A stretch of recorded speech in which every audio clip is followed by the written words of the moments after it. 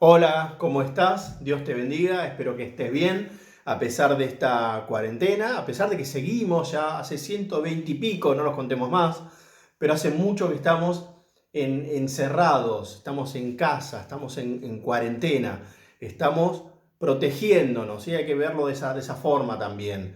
Estamos todos en la misma situación. Pero quiero compartir con vos algo que me puse a pensar en esta semana, ¿no?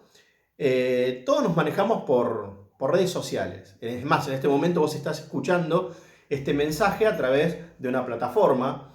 Lo estás viendo quizá en otro lugar del país o del mundo, estás en tu casa y en la semana quizás escuchás alguna radio cristiana o ves algún programa de televisión cristiano o escuchás música cristiana, como se le suele decir, ¿no? Música evangélica, ya hablamos sobre este tema algunas veces, pero te alimentás. Estamos encerrados en casa, no nos podemos congregar, no podemos ir a la iglesia, estar con la gente que uno quiere, pero uno se alimenta de alguna manera mediante el teléfono, la compu, la tele o la radio.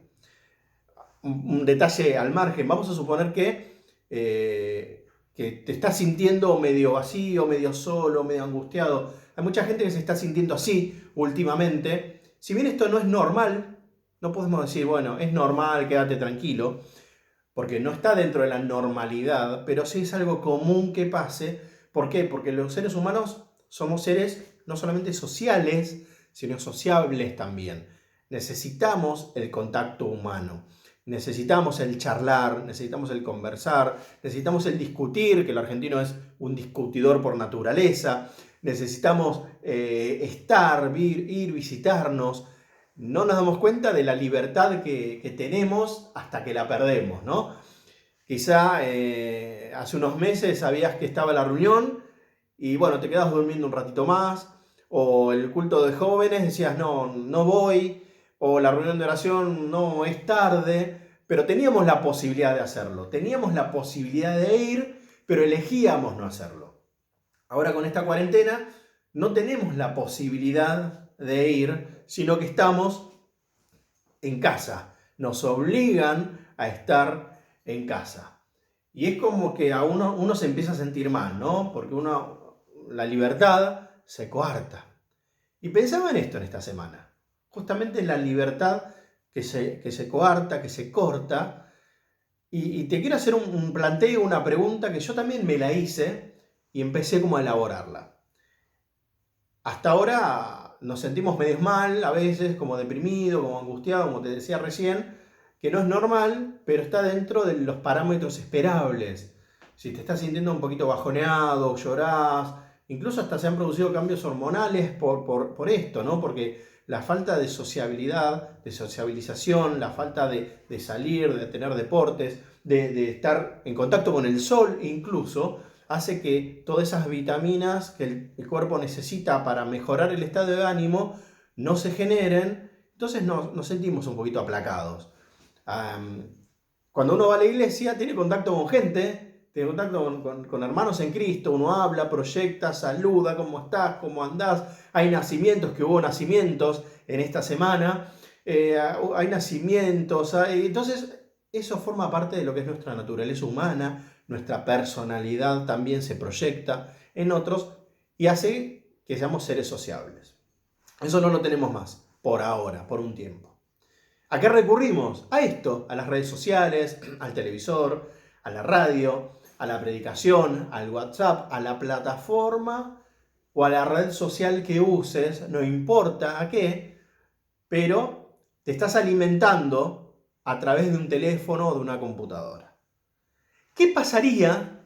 Y te invito a que pienses esto, ¿no? Ya la iglesia están cerradas. Las iglesias están cerradas, las iglesias físicas están cerradas. Ya no las tenemos. Hace 4 meses y pico que no vamos, que nos reunimos como cuerpo en la iglesia. ¿Qué pasaría si de golpe dejan de funcionar las redes sociales? ¿Qué pasaría si de golpe deja de funcionar Internet? Y de repente no hay más electricidad, se corta la luz y no podés tener más radio, no podés tener más televisión, no podés tener más WhatsApp, Facebook, YouTube o la plataforma que uses como para tener contacto con otra persona y alimentarte de alguna predicación, alguna canción de alabanza y adoración. Ya sé lo que estás pensando, bueno, a ver, tengo mi Biblia, estoy en casa, canto, pero si ya no congregarnos se nos hizo complicado, imagínate cuando no tenemos estas cosas externas, por decirlo de alguna manera, que nos ayudan a levantarnos, a estar un poquito mejor y nos ayudan al contacto con Dios, porque en definitiva es eso lo que estamos buscando. Cuando nos congregamos, cuando vamos a la iglesia, no es solamente por una cuestión social, como dije antes, sino también porque vamos a reunirnos con los que sienten lo mismo que nosotros, piensan lo mismo que nosotros, y los que tienen al mismo espíritu que nosotros, porque somos un cuerpo y el cuerpo necesita estar unido. Somos un cuerpo en Cristo. ¿Qué pasaría entonces si de repente te quedas sin redes sociales? Si no podés acceder a ninguna predicación, a ninguna canción o lo que sea. Y doy una vueltita más de rosca. ¿Qué pasa si de repente tenemos, y es otra cosa que no valoramos, que estamos en un país donde tenemos libertad y en esta libertad muchas veces decidimos no usarla provechosamente? ¿Qué pasa si de repente se nos corta esta libertad de poder tener Biblias en casa?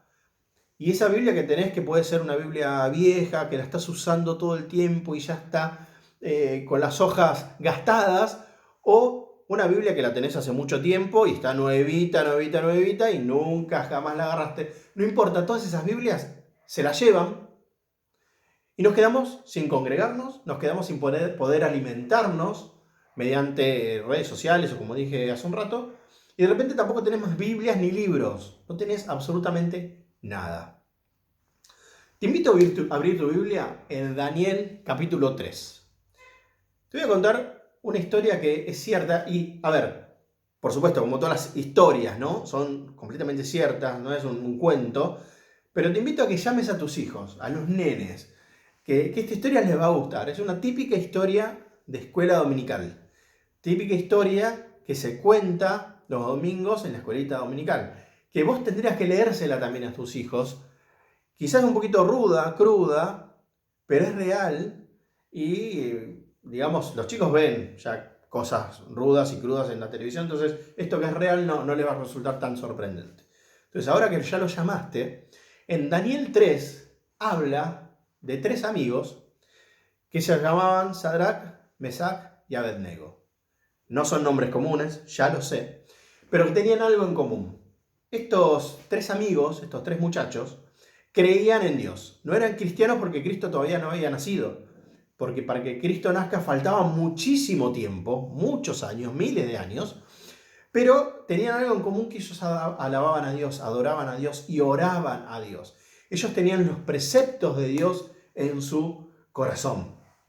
Pero vivían en una ciudad donde había un rey, una persona con mucho poder, que se la creía, que ese poder no solamente lo tenía, sino que lo creía. No solamente lo tenía, lo creía, sino que lo ejercía también.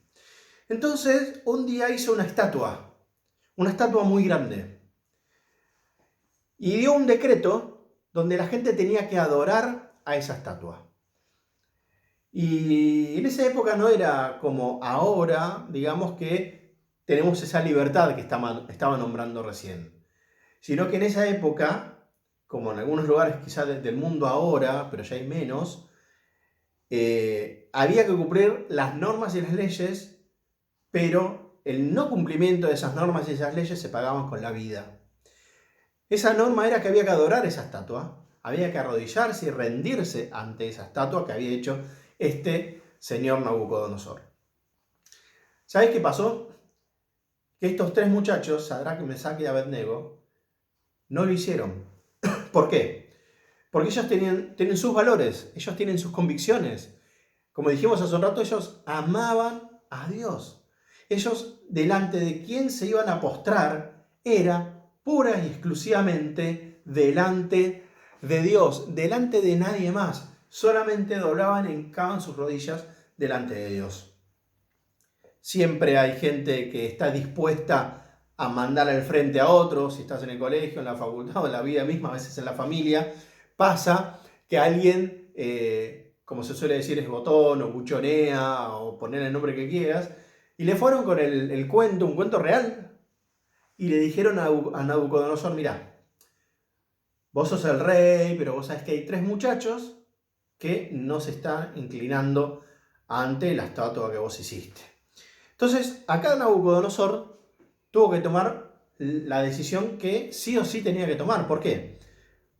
Porque si no lo hacía, iban a pasar varias cosas. Si no mandaba a la hoguera, que en realidad no era una hoguera, era un pozo, un horno, a estos 3 muchachos, que era el castigo que había impuesto, su autoridad estaba en juego. Las personas que le habían venido a decir, mirá, Nabucodonosor, estos 3 muchachos no están cumpliendo tu orden, no iban a confiar más en Nabucodonosor porque iban a pensar, bueno, esto es un rey que mucha autoridad no tiene, mucho bla bla, como se suele decir, pero no cumple sus promesas, su palabra. Y por otro lado, la gente, el resto del pueblo que estaban atemorizados y que se rendían ante la estatua, iban a decir, bueno, pará, ¿por qué voy a rendir ante la estatua si no lo hago, no pasa nada? Nabucodonosor a Sadrach, Mesach y Abednego, lo que había que hacer era hacer cumplir la ley que él había mandado. Entonces, ¿qué hizo Nabucodonosor? Los mandó a llamar. Pero no de una forma amable. Muchachos, vengan que quiero hablar con ustedes. Los mandó a traer. Los mandó a capturar. Lo trajeron a Sadrach, Mesach y Abednego y les preguntó. Para esto ya se había armado toda una revolución. ¿Por qué? Porque era una especie de espectáculo de la época. El sacrificio, el matar a gente, el hacer que alguien no muera, el castigar a alguien, era un sacrificio, ¿no? Entonces, le pregunta a Sadrach, Mesach y Abednego, les dice, a ver, yo hice una estatua para que sea adorada, una estatua para que al son de la música, del salterio, de las arpas, de la fiesta, cuando todos esos instrumentos suenan, toda la gente tenía que ir, correr y adorar a esa estatua. Si yo ahora hago que ustedes, que esos instrumentos suenen, ¿ustedes van a doblar sus rodillas? Es como que le dio una pequeña oportunidad, ¿no? A ver, ¿lo van a hacer? ¿Y saben qué les dijo estos 3 muchachos? No, porque nosotros tenemos a Dios en nuestro corazón, nosotros tenemos a alguien a quien servimos, nosotros tenemos nuestra convicción. Se enojó mucho Nabucodonosor, se enojó muchísimo. Entonces, ¿qué hizo? Mandó atarlos a estos muchachos para que no se puedan escapar, y no solamente mandó atarlos, sino que ese horno de fuego que estaba incandescente, que estaba lleno de fuego hasta el tope, hizo que lo calentaran mucho más. Al calentarlo mucho más, la gente que fue a calentar este horno fue consumida por el propio fuego. Fíjate hasta qué punto había llamas, hasta qué punto había calor, ¿sí? Estaba avivado todo esto. Entonces, ¿qué hacen? Arrojan a Sadrach, Mesach y Abednego a este horno de fuego. Podemos llegar a terminar la historia acá diciendo que, bueno, hay que sacrificarse por Dios, hay que sacrificarse por las convicciones, hay que ir hasta el límite a pesar de...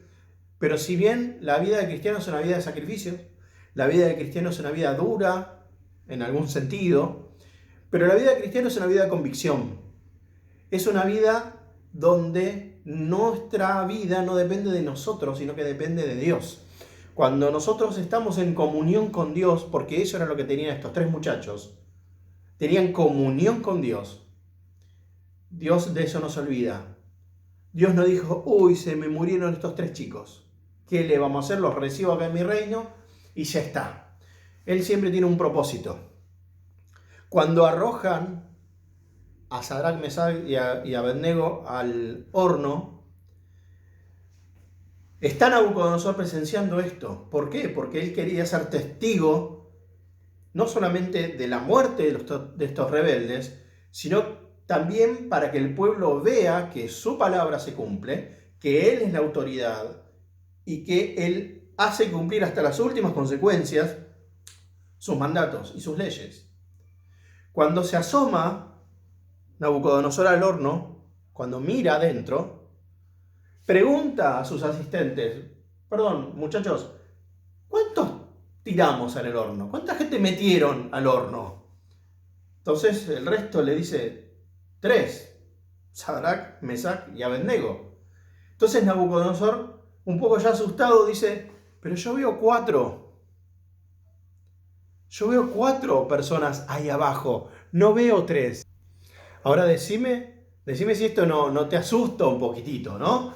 Decir, pará, qué crueldad que había, qué maldad de arrojar a gente, de quemarla viva, y de repente el susto de que vos mandás a tirar 3 y hay 4. Y pasó desde, qué juego de emociones, ¿no? Porque pasó de la bronca, de la ira, de ser el poderoso, a de repente ver que pasa algo raro y que excede el razonamiento, que excede la lógica. Y eso es lo interesante, ¿no? Que los milagros exceden la lógica, que el poder de Dios excede la lógica. Entonces, ¿qué hace? Se acerca un poquito más a este foso, a este horno, y les dice, Sadrac, Mesac y Abednego, salgan. Ahora, es interesante que no dice los 4 que están ahí, dice, los llama ellos 3.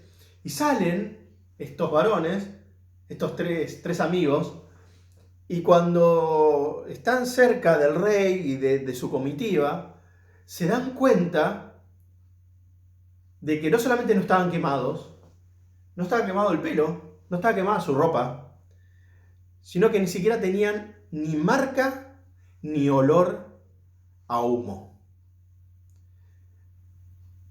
Está bien, si lees la historia después, estamos en Daniel 3, acordate, vas a decir, bueno, ahora cómo va a terminar esto, y Gustavo, ¿cómo vas a terminar esto? Que Nabucodonosor se sorprende, dice, no, evidentemente el Dios de estos muchachos es mucho más que yo y que cualquier otro Dios, cambia el decreto de la estatua, de adorar a la estatua, y dice que en ese decreto que hay que adorar al Dios de Sadrac, Mesac y Abednego. Sí, eso es lo que dice la Biblia, y eso realmente pasó.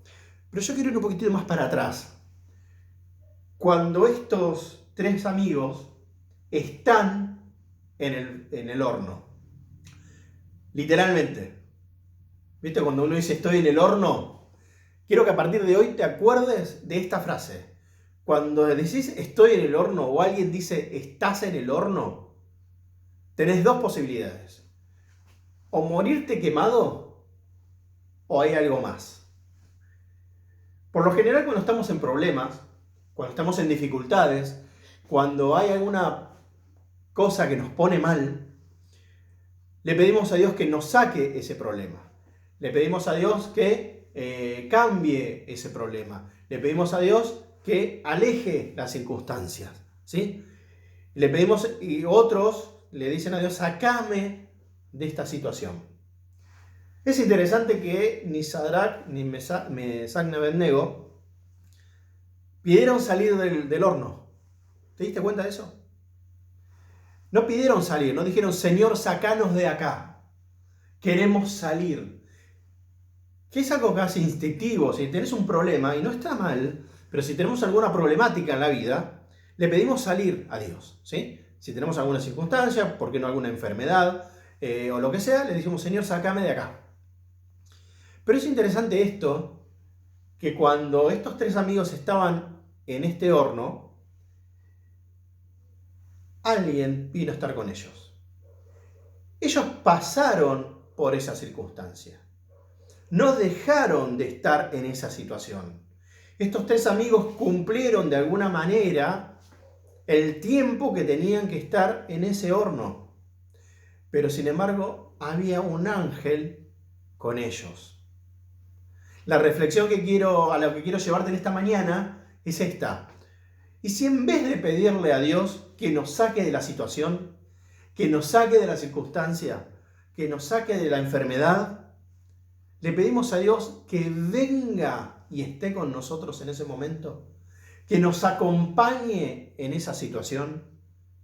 Vos decís, pero Dios siempre está conmigo. Sí, es verdad, es cierto, Dios siempre está con vos. Es más, estaba con Daniel, perdón, Daniel dice que estaba con estos tres amigos, Sadrac, Mesach y Abednego. Él estaba, pero se les hizo real al momento en que Nabucodonosor vio que había una cuarta persona en ese horno. Me parece que es momento y es tiempo de que se nos haga más real la presencia de Dios. De que si estás pasando por circunstancias malas o enfermedades o problemas, no te quedes con esto de sabiendo de que Dios está en mi corazón, sino que la presencia de Dios se haga real en tu vida. Al punto de que esa circunstancia por la que estás pasando no te sorprenda tanto como la alegría y la sorpresa de que alguien está con vos y Dios está con vos en ese horno. Dice la Biblia que se paseaban, no estaban sacándose las llamitas de fuego o preguntándole, quizás estaban charlando con el ángel, pero dice que se estaban paseando en el horno, que estaban caminando, estaban como si nada. Estaban en el horno, pero no estaban sufriendo las consecuencias del horno. ¿En qué horno estás? ¿En qué circunstancia estás? ¿Estás pagando el precio de no adorar ninguna estatua? Nos quedamos sin ir a la iglesia por un tiempo, espero que sea por un tiempo. Si te quedas sin internet, si te quedas sin Biblia, ¿de qué depende tu presencia de Dios? ¿De qué depende que cuando estés en el horno vos estés bien, estés caminando y paseando? ¿De qué depende? De tu oración y de tu comunión con Dios. En estas semanas todos estamos pasando situaciones complicadas y en lo individual cada uno estamos pasando por situaciones complejas.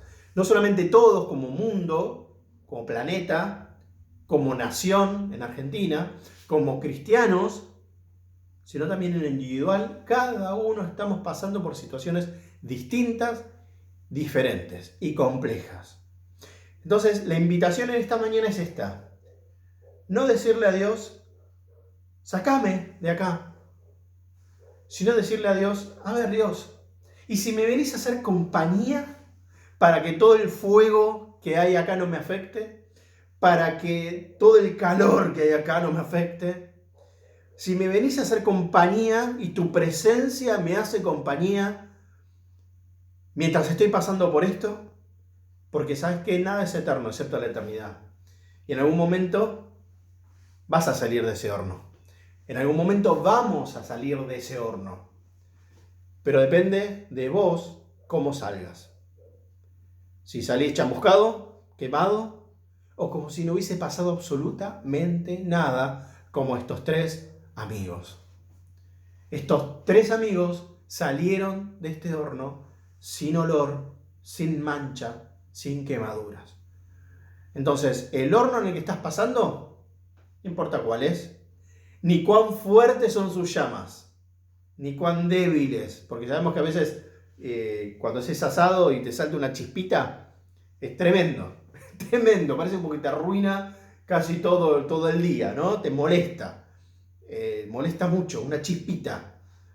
Imagínate todo el cuerpo en el horno, en un horno. Imagínate una situación, y algunos no se tienen que imaginar, ya están viviendo una situación así. Entonces, ¿cuánto de la presencia de Dios hay en el horno donde estás en este momento? Otros que estaban en una mala situación fue el pueblo de Israel antes de salir de Egipto. Ellos estaban esclavos, estaban en un lugar donde pensaban que iban a estar mejor, sin embargo terminaron como esclavos. Estuvieron mucho tiempo como esclavos, murieron muchos, sufrieron muchísimos, hasta que Dios empezó a obrar, mandando plagas, ¿sí? Eso puedes verlo en el libro de Éxodo.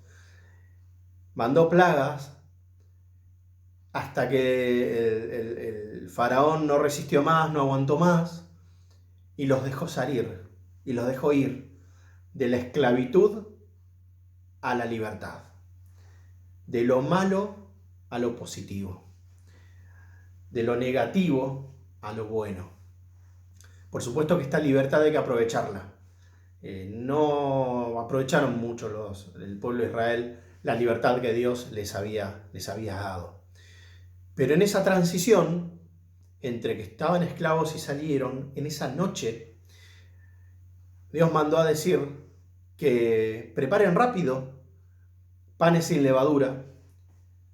¿Por qué? Porque había que preparar todo muy urgente y muy rápido y había que salir de Egipto. No había tiempo que perder, no había que pensarlo mucho.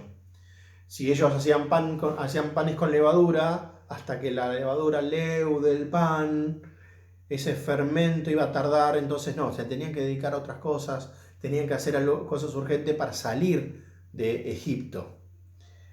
Es así como esta salida de Egipto, esta salida de la esclavitud a la libertad, es recordada como la Pascua. Y esa Pascua es recordada también por Jesús como judío, y es así donde celebran la Pascua con sus discípulos, estando con sus 12, y les dice, toma el pan, toma la copa, y les dice que esto es la libertad. Esto es salir de la esclavitud a la libertad. Esto recuerda, ¿qué cosa? Que si bien nosotros no salimos de Egipto, salimos de nuestro propio Egipto.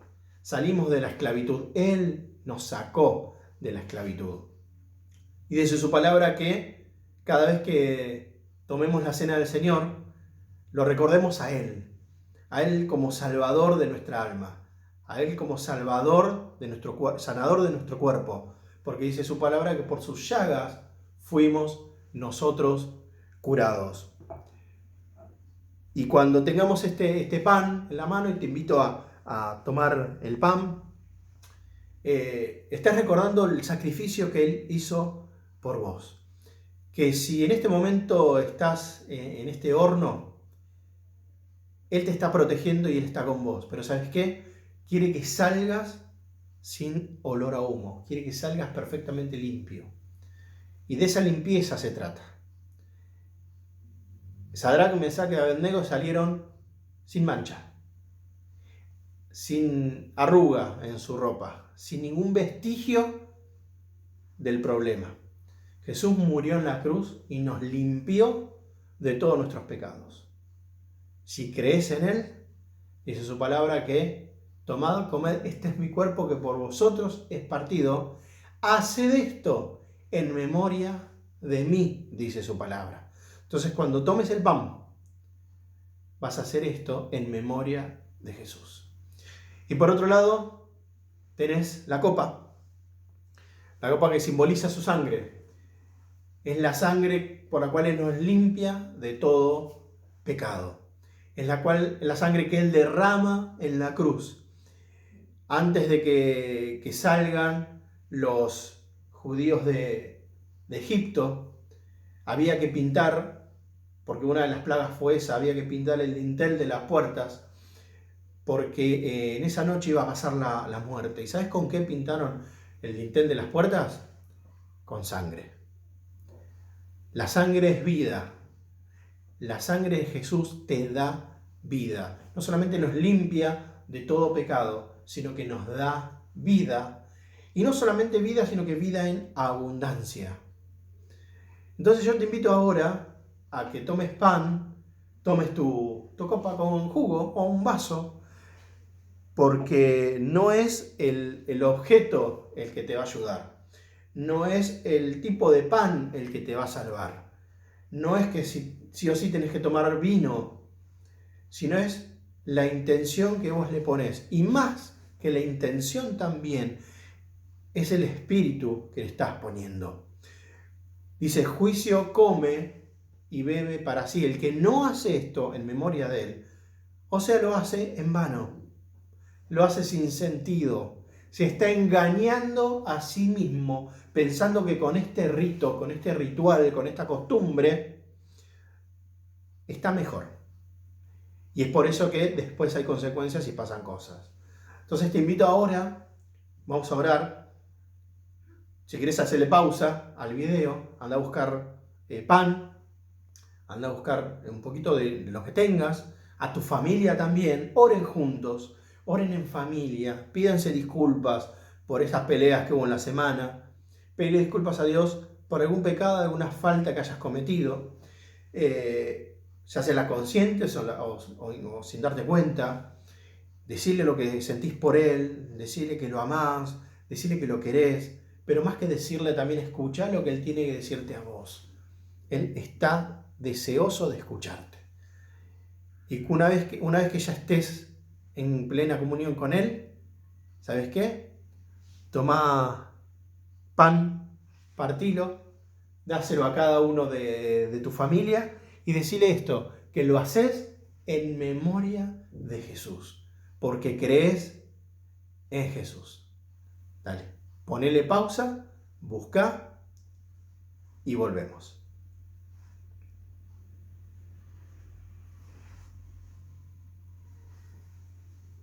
¿Ya está? ¿Ya está? ¿Ya volviste? ¿O ya tenías todo preparado? Buenísimo, buenísimo.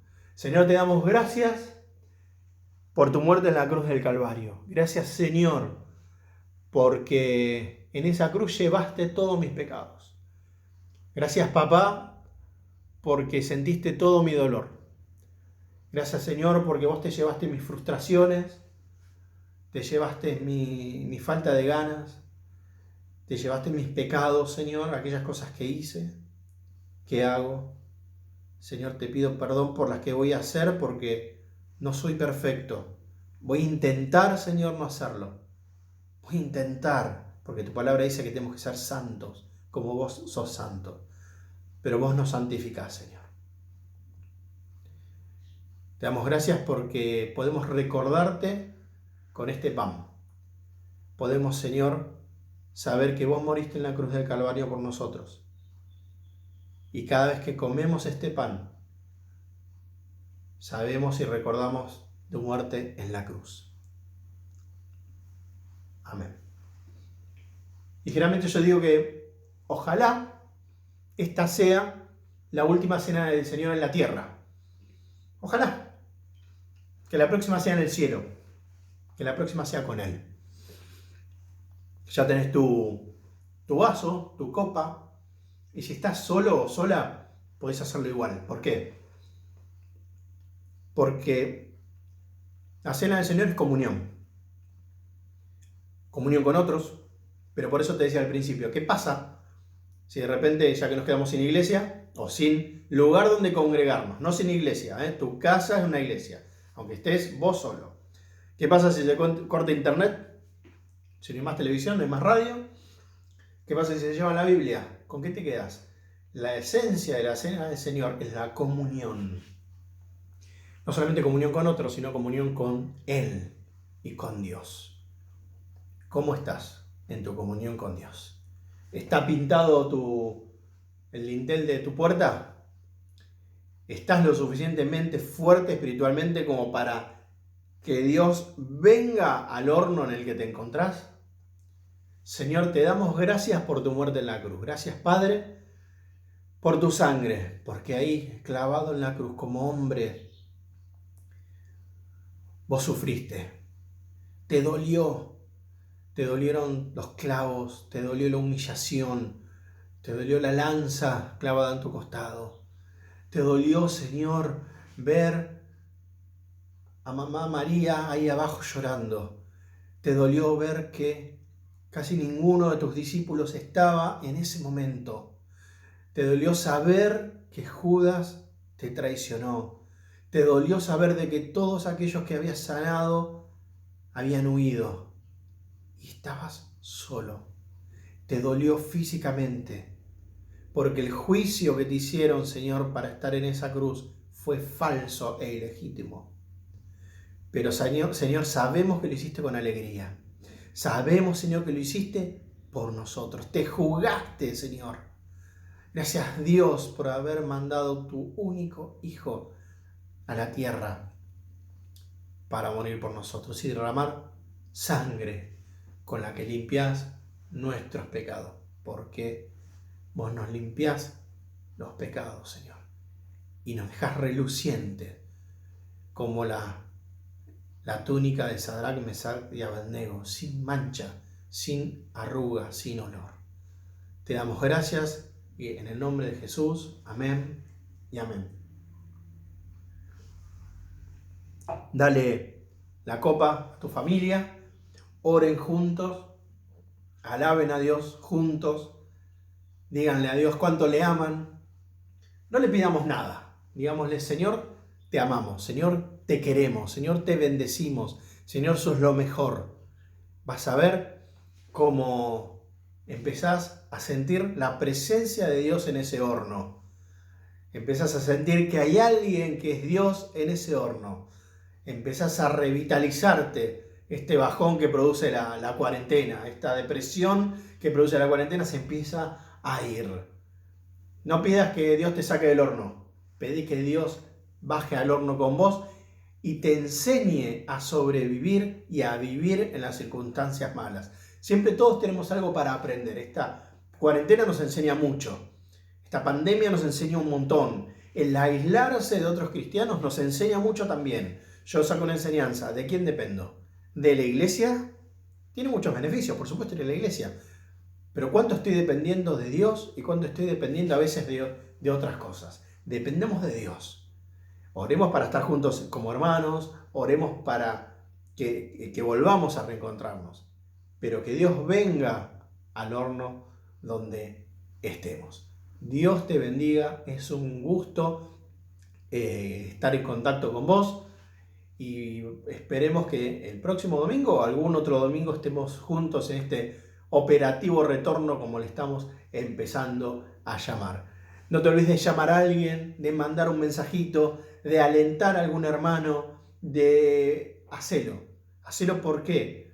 Porque después cuando lo veas en la iglesia vas a decir: uy, pensar que lo podría haber llamado, pensar que podría haber hablado con él, pensar que no lo hice. Dale, hacelo. Llama. Dios ya te está poniendo a alguien en el corazón y en la mente para que llames. Llama a alguien en este momento. Mándale un mensaje. ¿Cómo andás? ¿Cómo estás? ¿Necesitas algo? Y si vos estás necesitando algo, no dudes de contar con el cuerpo de Cristo. ¿Por qué? Porque estamos para eso también. Somos un cuerpo en Cristo. ¿Sí? Dios te bendiga mucho. Nos estamos viendo en cualquier momento.